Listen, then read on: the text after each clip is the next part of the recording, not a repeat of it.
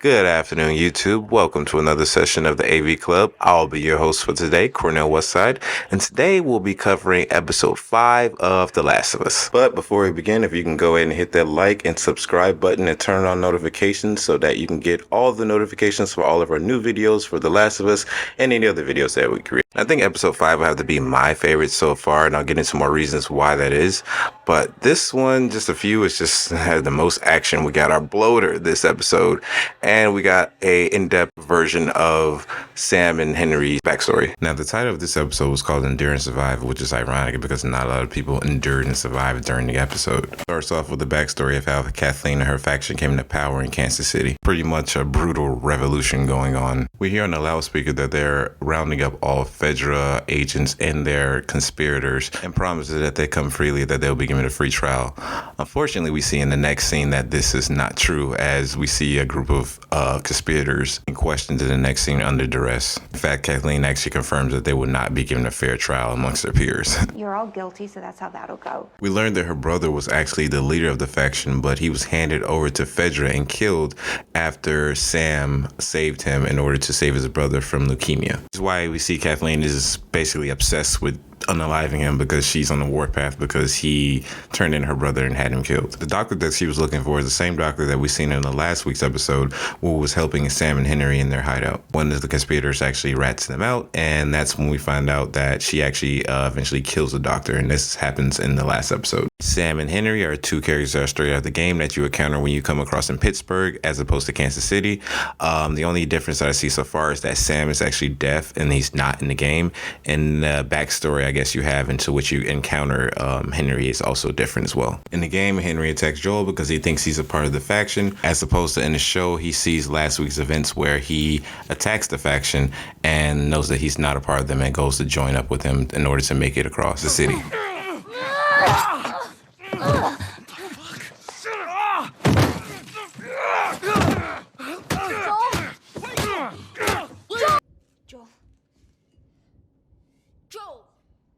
Joel left the trap with the glass so that anyone who walked in and tried to sneak up with him, he would be able to hear them in the sleep. But we know from a couple episodes back that he actually is going deaf in his right ear, which is why he always sleeps on his left ear so that he'll be able to hear. But you see that he's sleeping on his right ear there so that he wasn't able to hear the Sam and Henry as they snuck up. I really like the scene between Sam and Henry when Henry goes to him after the doctor talks to him about fear. He's been the protector, but here he becomes the nurturer for Sam. He gives him the crayons and he makes all the drawings to decorate the attic as they're staying there for the 11 days. And then he puts the paint on the face to make him feel brave as they leave it. All right. They're not the bad guys. Lower the gun. Bruh, if you not gonna do shit, had a face, it will be Joel. That's right. That's just the way he sounds. He has an asshole voice. We have our proverbial breaking bread moment where everyone gets to know each other. And this is where Henry comes up with a plan to get everyone out of the city. Blueberries. Found a whole stash of them. You want some? In the next scene, Henry and Joel talk about Henry never killing anyone in Apocalypse, which is why he needs Joel in order to get out of the city. And it's weird because I couldn't help but think of Morgan from The Walking Dead, which he had the same kind of complex at some point where he just gets to this peaceful point when there's a bunch of monsters running around outside. I don't know, maybe it's a running thing amongst apocalypse shows that black men have to be the most peaceful person on the earth, but I don't know. At this point, I think you just got to kill, man. This is probably the biggest departure from the character in the game, as he's a much harder character who's much harder on Sam. There's actually kind of an awkward moment that we have in the toy store that we don't have in this show, where you come across a tank that's chasing you after you're going to the hideout, where Henry reprimands Sam for picking up a toy because he deems it as non-essential. Sam, what are you doing? Nothing. Get rid of it. My backpack is practically empty. What's the rule about taking stuff? It weighs like nothing. The rule. What is it? We only take what we have to. That's right. Now, come on. There were a bunch of us. Someone had the brilliant idea of entering the city, look for supplies. Those fuckers, they ambushed us, scattered us. Now it's all about getting out of this shithole. I show the way. You clear the way. After the initial meeting, Sam and Henry take you to their hideout, which is the office building, which is what we see in the show. And we get some cutscenes that are similar to the game cutscenes. Wow. All right, ready? Ow. A blueberry hurt you? It's been a while since that boy even cracked a smile. Haven't heard that in a long time. The bitches. Every day they congregate down there, guarding that damn bridge. Come nighttime, it's down to a skeleton crew. After sunset, that's our window. Most of them gone, sneak right past them. That could work. Oh, it'll work. It'll definitely work. Posted all around the inside perimeter. If we get close, we get caught. And around, and run right back out the same way we came. Oh, that's your great plan? No, that's my dicey as fuck plan. Another departure from the game is that Sam and Henry were actually looking for the Fireflies on the West Coast as well. Heard the Fireflies are based out west somewhere. We're gonna join up with them. Something funny? Oh, it just seems like there's a lot of people putting their stock on the Fireflies these days. Yeah, maybe there's a reason for that. So you don't know where they are, and you're just gonna drag him across the country to find them? I tell you what, how about I worry about my brother, you worry about your girl. Easy. We're looking for the Fireflies, too.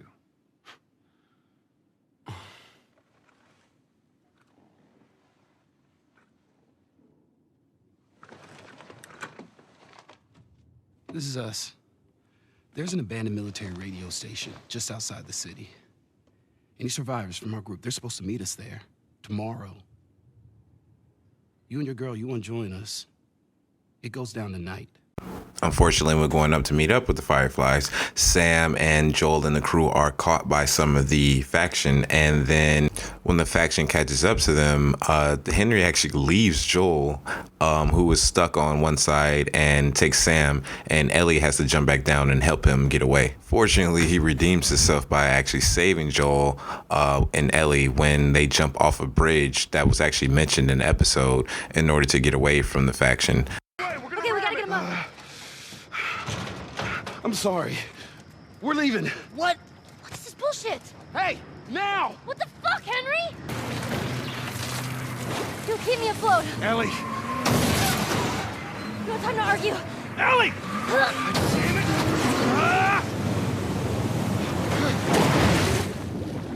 We head down, pedestrian bridge over the river. Okay. See? What'd I tell you, huh? He's good. Everything's fine. You know, Sam's the one who spotted you. You guys are taking quite a bit of water. What's wrong? Henry! Get back, hey. He's pissed, but he's not gonna do anything. You sure about that? Stop! Joel? He left us to die out there. No, you had a good chance of making it, and you did. But coming back for you meant putting him at risk. Stay back. If it was the other way around, would you have come back for us? I saved you. You gonna be really happy you didn't kill me. In order to justify his actions, he talked about the fact that he knew that Joel would be able to survive on his own, and that if he had went back to help him, he would have risked exposing Sam. And Sam is his number one priority, as Joel's number one priority is Ellie. And I believe that they would replace this storyline with the storyline about him having to give up Kathleen's brother in order to save Sam because he had leukemia. And I think it gave that same kind of moral ambiguousness to the character, because now you have to see, do the means justify the end in order to save your loved ones as opposed to someone else's? Both characters in this instance have killed someone that Kathleen loved in order to save someone that they love.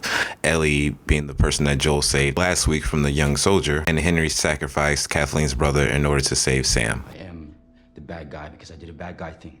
Henry reveals that the plan is to go through the city through the tunnel so that they're not seen by the faction. Straight out of the video game. The show gives a nod to our boy Ish, who had a long backstory in the video game that we discovered through a bunch of notes that we had to read. Long story short, Ish was the leader of the faction until one day someone left one of the doors open and the infected came in and wiped out all of the faction. The worst part of the story is that one of the survivors of the attack was stuck inside of, I think, a freezer or something with a bunch of kids, while all of the affected were pounding on the door. And eventually he wound up doing a number right out of the happening where he offed the kids in order to protect them from being turned into the infected. The happy ending, I guess, to the story is that Ish survived with a number of other survivors and went above ground and moved to the suburbs where he continued on his life. Again, this is a very truncated version of what happened.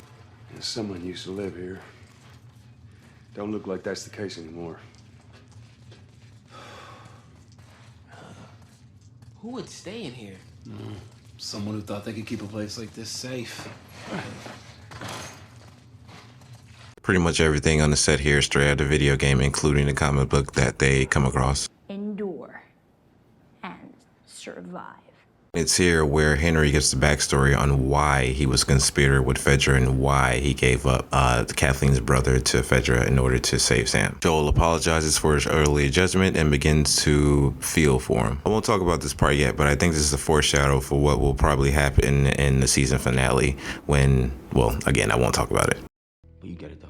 In the next scene, we get the motivation for why Kathleen is going all Captain Ahab with Henry over here. She basically lets us know that even though she knows that her brother would like for her to give up her endless search for Henry, she's still gonna go all out for him. One Easter egg that I forgot to mention is that the guard in this scene is the voice actor for Tommy in the video game. So far, we've seen 2 voice actors from the video game who've played their characters or a different character in the live action show. And I think we have one more who's going to be joining, who is the voice of either Ellie or Abby. I don't remember which one, but she'll be playing Ellie's mother coming in a few episodes. Look at Bank of America spending those integrated marketing dollars here. Ellie, in her attempt to keep Sam and Henry around after they make it out of the city, talks about bringing them on to Wyoming, to Joel's very much so dismay. What? It's a huge state. It can fit 2 more people. And unfortunately, in shows like this, when characters get too happy, you know something very, very bad is about to happen, and that's exactly what happened next. Get out! Fucking sniper. Did you see where it came from? Somewhere down the street.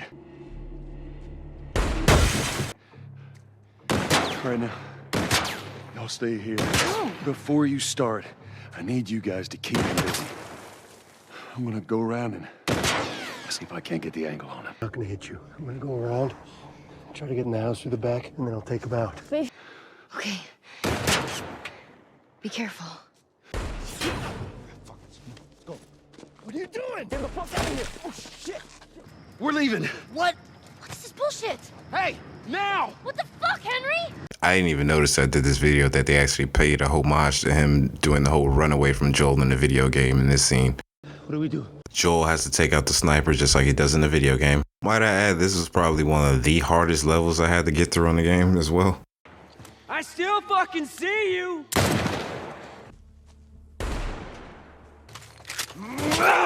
What's the matter, Joel? Getting some PTSD when you see that bridge? Slide it over to me. Please don't do it. Joel hears Kathleen confirming that she's on the way to the scene on the radio and yells out to Sam, Henry, and Ellie to run toward them.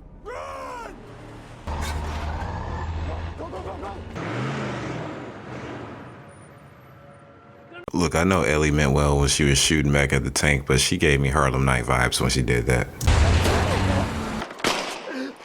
What the hell you think you're doing with that little shit? Stop it! Stop it! Don't shoot that little motherfucker no more!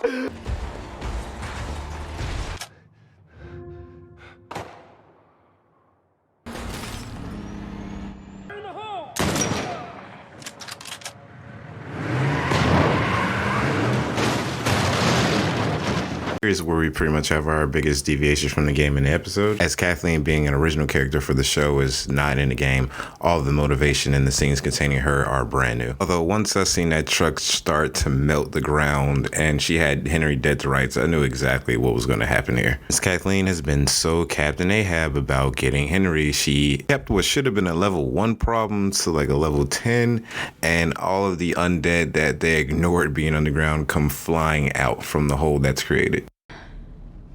Let's just handle what we have to handle. We can deal with this after. I guess the old saying is true. When you don't deal with your problems, it's just coming back to bite you in the ass or your neck or ear or tear your neck off your head. In this case, because we got to see our first bloater.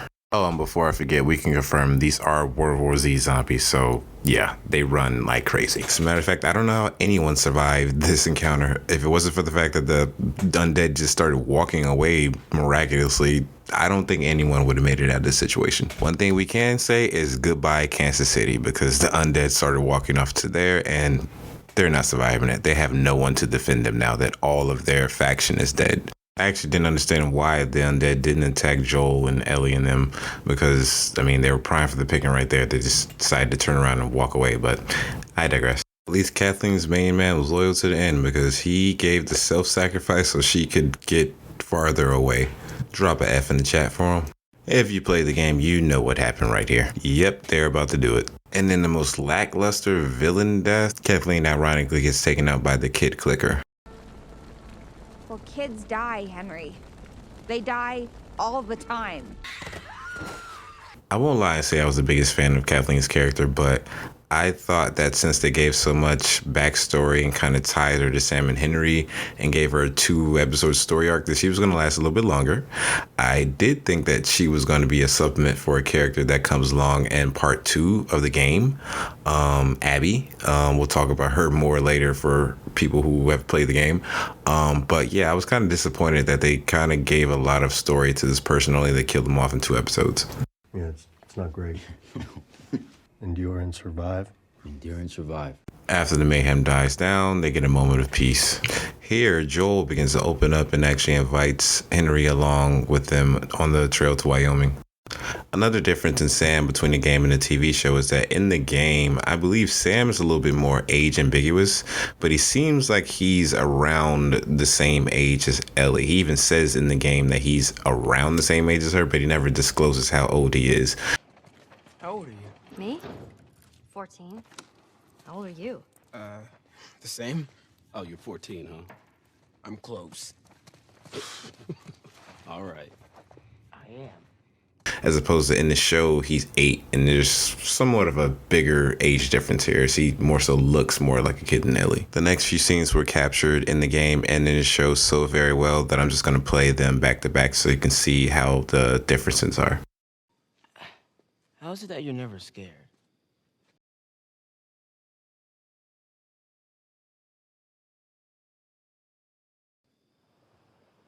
Who says that I'm not? Do I not look scared? What are you scared of? Let's see. Scorpions are pretty creepy. I'm scared all the time. Scorpions.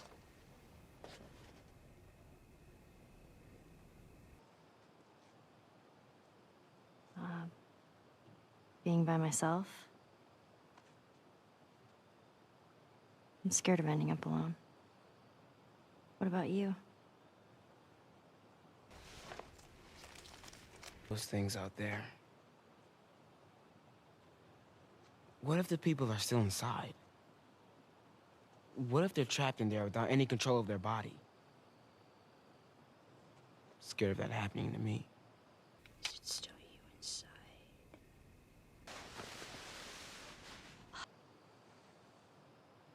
In the show, Sam comes clean, but on the game, he doesn't tell Ellie about his infection. Also on the show, Ellie goes ahead and divulges the information that she is the miracle cure for the virus and attempts in a very kiddish way to cure Sam of his infection, although we know that it won't work.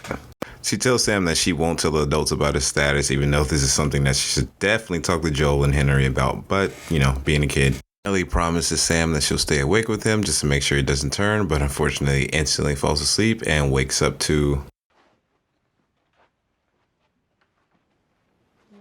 Sam?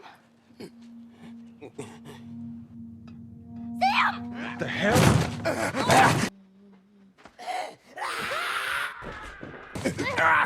Shit, he's turning! That's my fucking brother! Screw it! Sam? Oh no. Sam? Henry? Henry, stay there. Henry? What have you done? What did I do? I'm gonna get that gun from you, okay?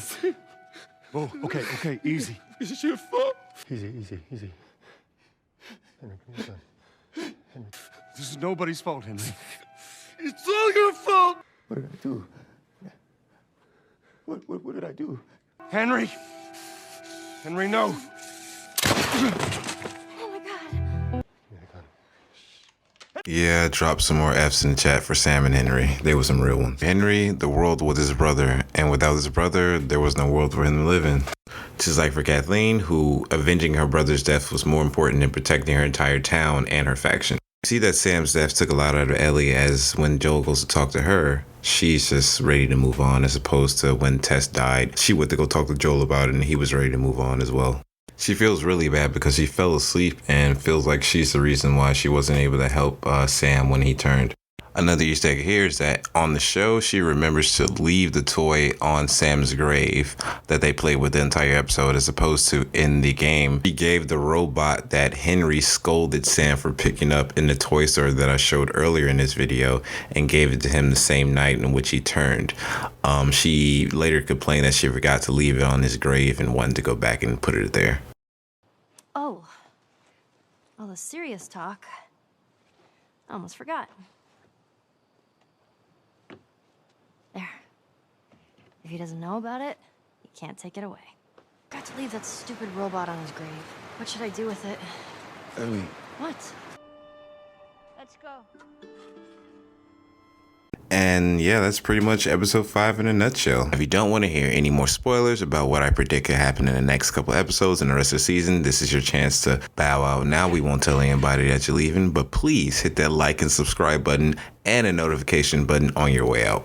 First of all, I'm not really happy with the death of Kathleen, as I was making myself like her as a character so much that I actually began to like her and believe that she could be this dark, nefarious figure, even though she looked softer than toilet paper. I mean, does this look like the face of a maniacal maniac who can command the hand of 1,000 men during the apocalypse? No, it doesn't. Since we know how much everyone hates part 2 of The Last of Us game and that Abby is a part of that storyline, I thought that she might have been a good substitute for that in order to change up that storyline, because we don't want Joel to die anytime soon. Yes, if you're in this section, yes, Joel dies in part 2. If you didn't leave, yes, now you know. And they just can't do that on the show and continue it going. I don't see it happening.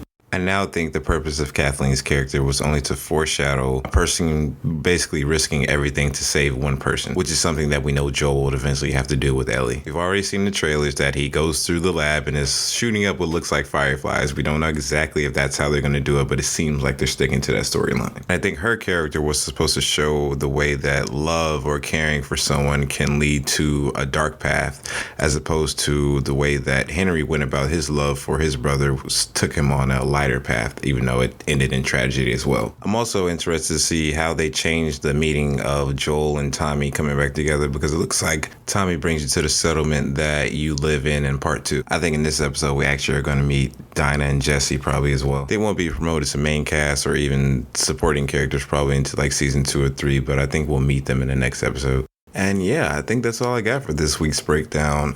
If you like everything you heard, please hit that like and subscribe button. It's a small gesture for you, but it's a big thing for us. And yeah, please hit that notifications button so that when our next video comes out, you get those too, and then you get all the notifications for all our videos moving forward. And with that, this has been another session of the AV Club. I've been your host for today, Cornell Westside, and I'll talk to you soon.